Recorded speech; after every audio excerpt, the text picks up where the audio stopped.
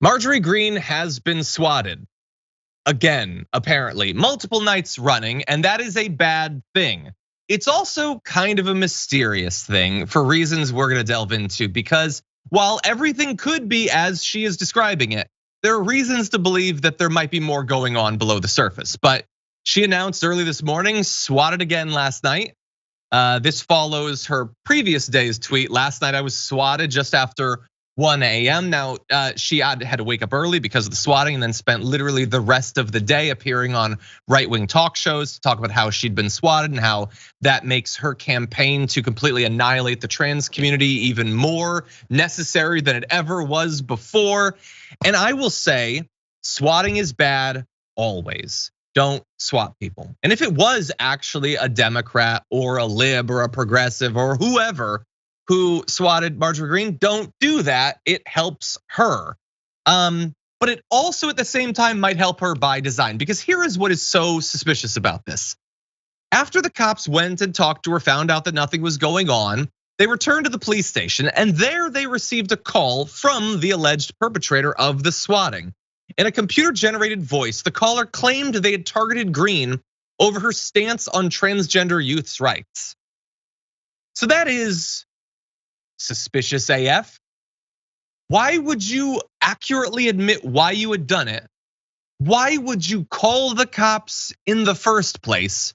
Why would you implicate supporters of the trans community in doing something that is 100% going to be perceived as an illegitimate, politically violent almost attack against a Republican congresswoman? Why would you do that? Now, there are more details, Jordan, but it seems a bit suspicious. It does. I'm withholding judgment on some of the other issues until we learn more. But as somebody, I've talked about it on this show before, as someone who has been swatted, I can tell you it's not fun. Don't do it. It sucks. I hope people are never on the receiving end of it. If she was, I feel bad for her. As a friend of mine, Keffels, who we're gonna get into in a bit, who was recently very seriously swatted. It's traumatizing. I've talked about it before. About a few days a week, every week, I wake up thinking it's happening again, because it is awful. It is really, really awful. So I think people should be cautious in how dismissive they are of this story, because it's gotten people killed before. It's really unnerving. It's just a very unsettling experience. Yeah, no, you are totally right. Ideally, we will get more information, although it is possible that if they're spoofing their number, if they're doing that, maybe we won't.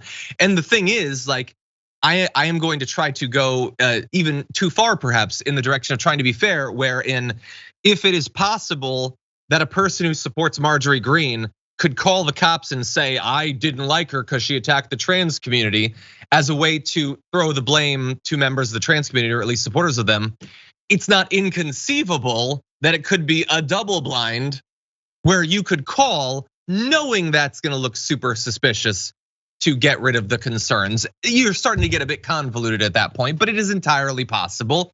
It is also possible that while it looks suspicious, it is genuine, and someone is bizarre enough, dumb enough to actually have done it for that reason, and then willingly called up the cops to admit why you did it, even knowing that it would make you and your cause look terrible. All of these things are possible. I have no idea what the truth is. What I know, though, is that she is taking this thing and running with it.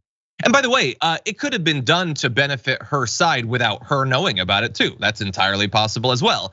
She could legitimately have been terrified for her life when she was swatted.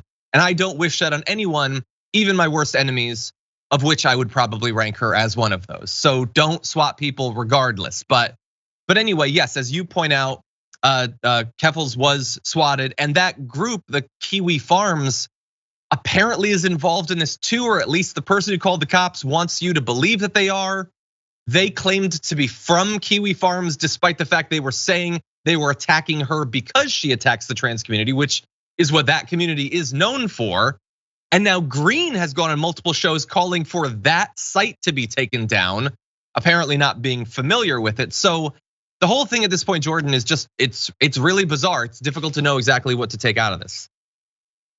Exactly, and that's why I'm kind of on the Marjorie Taylor Greene point, a little reluctant to fully weigh in on the Keffels thing. This is somebody who is, a really well-meaning person from all I can gather. She's raised a ton of money for different trans groups. She was, like we said, swatted after being doxxed on Kiwi Farms. They came into her home with assault weapons and they took her, electronics, her computers, just really upended her life.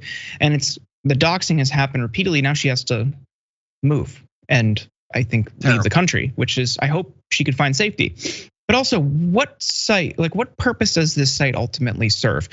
It just seems like it's just to do targeted harassment against trans people. Even when they were taken down, the site was briefly down for a moment. They changed their description of their status page on the site outage page to make a joke about transgender suicide. Like this, the people who control that site, that's where they stand. Cloudflare backs this site up, and this is a company that purportedly cares about diversity and inclusion. If this is how one of your clients is operating, I question your commitment to that cause. I think that's incredibly fair. I mean, that's like, I can't imagine worse people than people who would do that.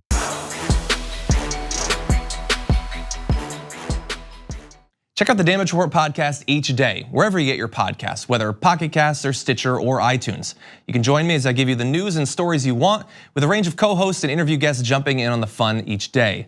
Again, that's the Damage Report, wherever you get your podcasts. And if you get them at iTunes, don't forget to rate and review. Sometimes I'll read them live on the show.